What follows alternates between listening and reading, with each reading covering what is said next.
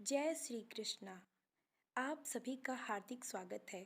आज हम रसपान करेंगे श्रीमद् भगवद गीता के पाठ 11 का। अर्जुन बोले, मुझ पर अनुग्रह करने के लिए आपने जो परम गोपनीय अध्यात्म विषयक वचन अर्थात उपदेश कहा, उससे मेरा यह अज्ञान नष्ट हो गया है। क्योंकि हे कमल नेत्र, मैंने आपसे अपने प्राणियों की उत्पत्ति और प्रलय विस्तार पूर्वक सुने हैं तथा आपकी अविनाशी महिमा भी सुनी है। हे परमेश्वर, आप अपने को जैसा कहते हैं यह ठीक ऐसा ही है, परंतु हे पुरुषोत्तम, आपके ज्ञान, ऐश्वर्य, शक्ति, बल, वीर्य और तेज से युक्त ऐश्वर्य रूप को मैं प्रत्यक्ष देखना चाहता हूँ।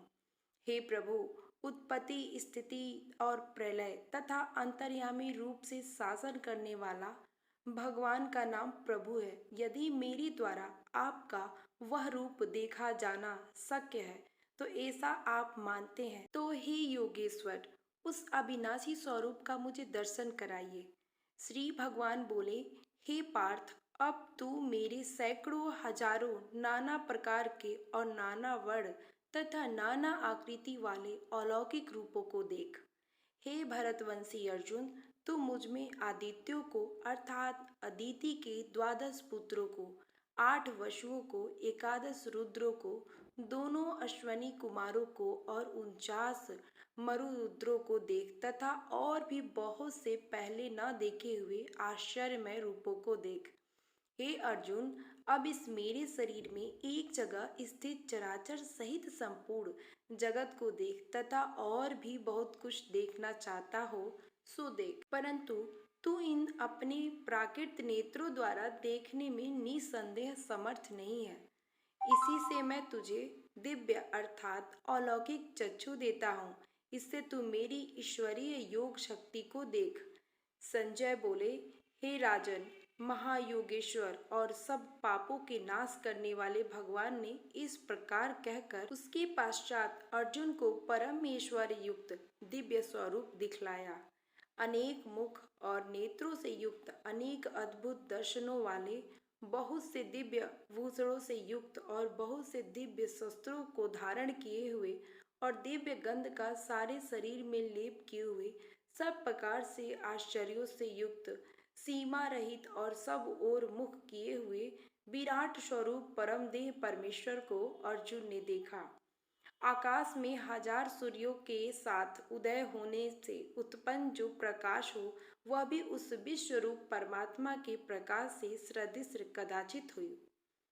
पांडुपुत्र अर्जुन ने उस समय अनेक प्रकार से विभक्त अर्थात पृथक पृथक संपूर्ण जगत को देवों के देव श्री कृष्ण भगवान के उस शरीर में एक जगह स्थित देखा।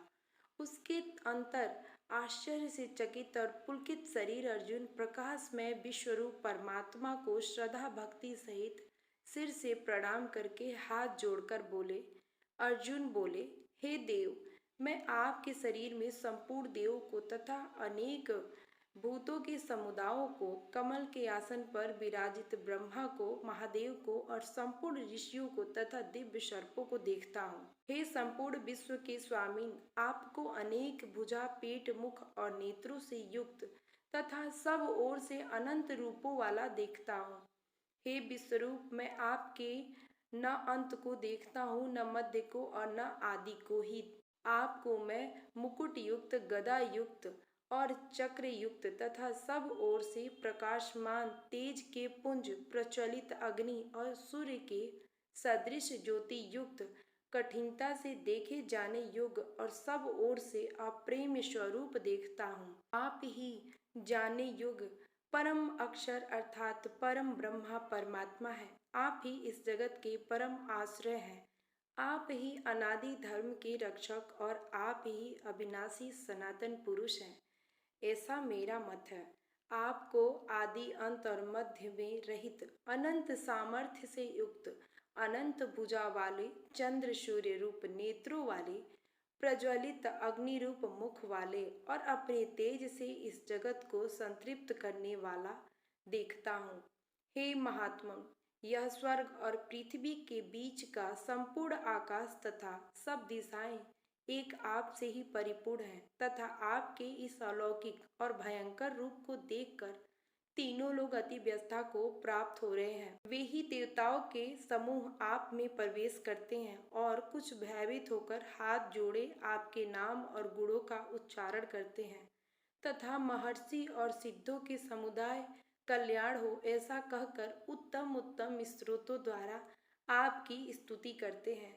जो 11 रुद्र और 12 आदित्य तथा 8 वसु 7 गण विश्वदेव अश्वनी कुमार तथा मरुद्रुद्र और पितरों का समुदाय तथा गंधर्व यक्ष राक्षस और सिद्धों के समुदाय वे सभी विस्मित होकर आपको देखते हैं। हे महाबाहो, आपके बहुत मुख और नेत्रों वाले बहुत हाथ, जंघा और पैरों वाले बहुत उदरों वाले और बहुत सी दाढ़ों के कारण अत्यंत विकराल महान रूप को देखकर सब लोग व्याकुल हो रहे हैं तथा मैं भी व्याकुल हो रहा हूँ, क्योंकि मैं विष्णु आकाश को स्पर्श करने वाले दैदीप्यमान अनेक बड़ों से युक्त तथा फैलाए हुए मुख और प्रकाशमान विशाल नेत्रों से युक्त आपको देखकर भयभीत अंतकरण वाला मैं धीरज और शांति नहीं पाता हूँ। दाढ़ों के कारण विकराल और प्रलय काल की अग्नि के समान प्रज्वलित आपके मुखों को देखकर मैं दिशाओं को नहीं जानता हूँ और सुख को भी नहीं पाता हूँ। इसलिए हे देवेश, हे जगन्निवास, आप प्रसन्न हो।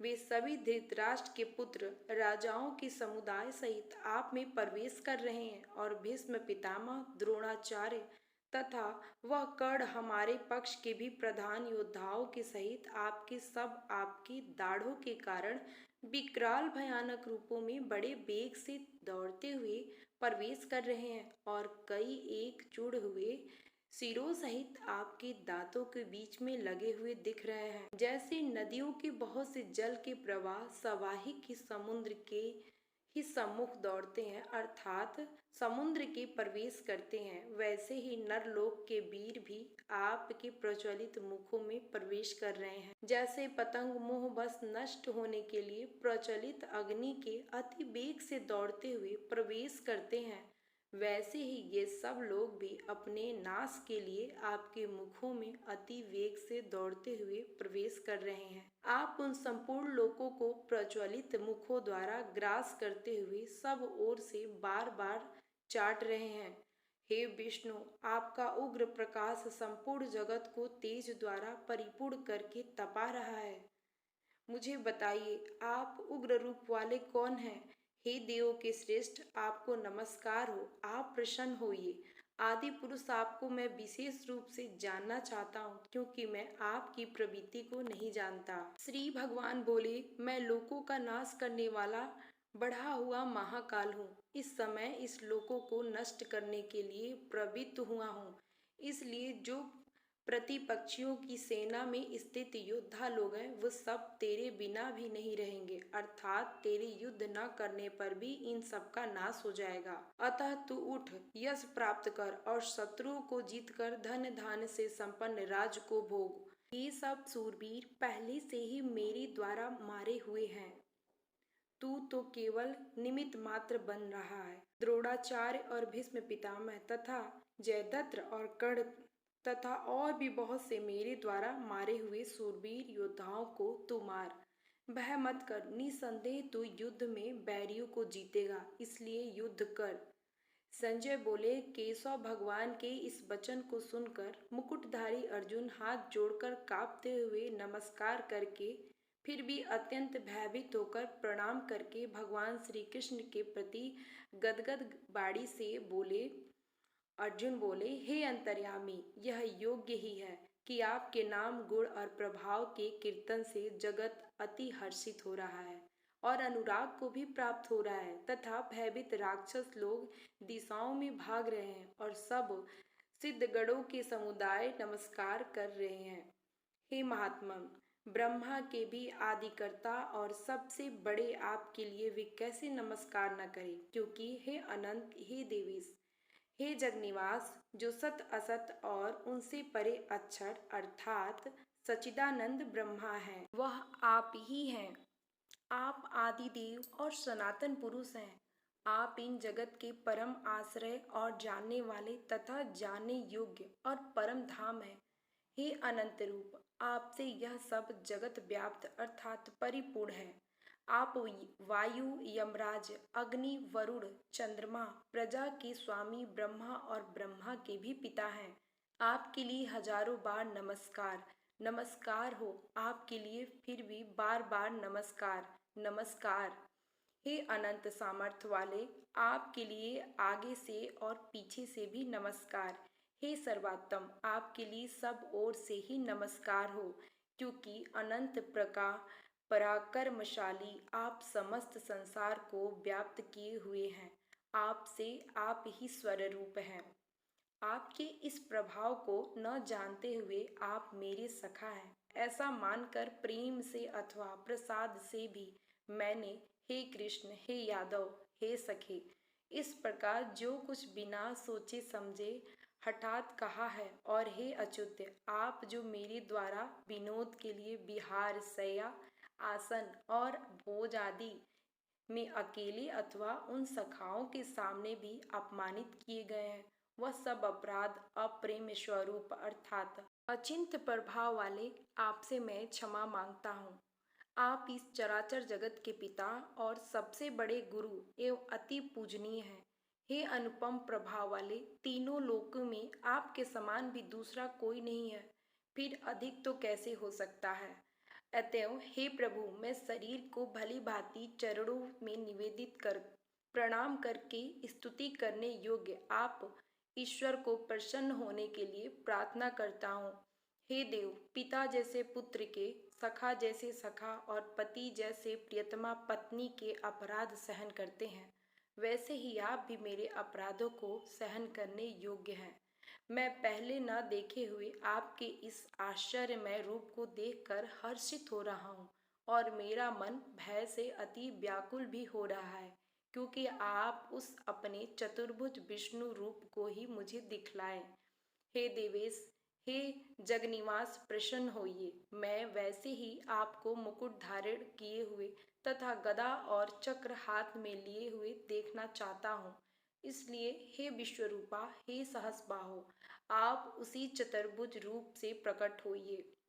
श्री भगवान बोले, हे अर्जुन, अनुग्रह पूर्वक मैंने अपनी योग शक्ति के प्रभाव से यह मेरे परम तेजोमय सबका आदि और सीमा रहित विराट रूप तुझको दिखाया है, जिसे तेरे अतिरिक्त दूसरा किसी ने पहले नहीं देखा था। हे अर्जुन, मनुष्य लोक में इस प्रकार विश्व रूप वाला मैं न वेद और यज्ञों के अध्ययन से, न दान से, न क्रियाओं से और न उग्र तपों से ही तेरे अतिरिक्त दूसरे द्वारा देखा जा सकता हूँ।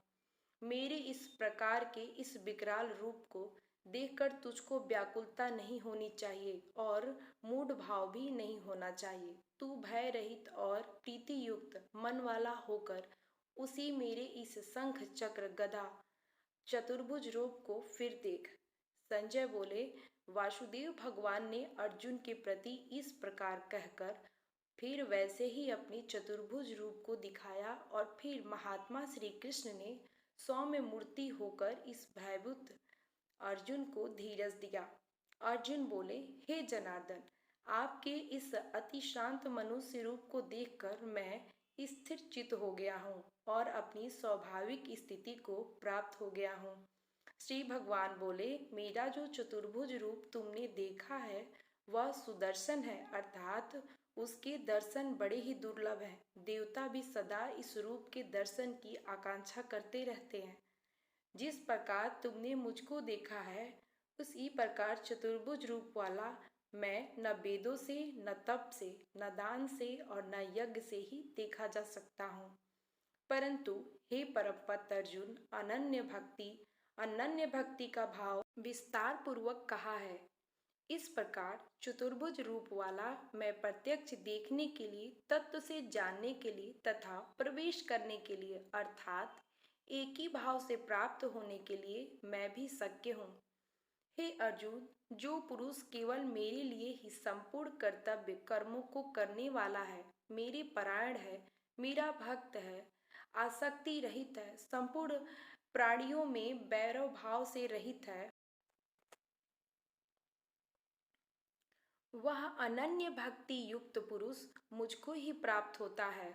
इस प्रकार हमने श्रवण किया श्रीमद् भगवद गीता का पाठ 11।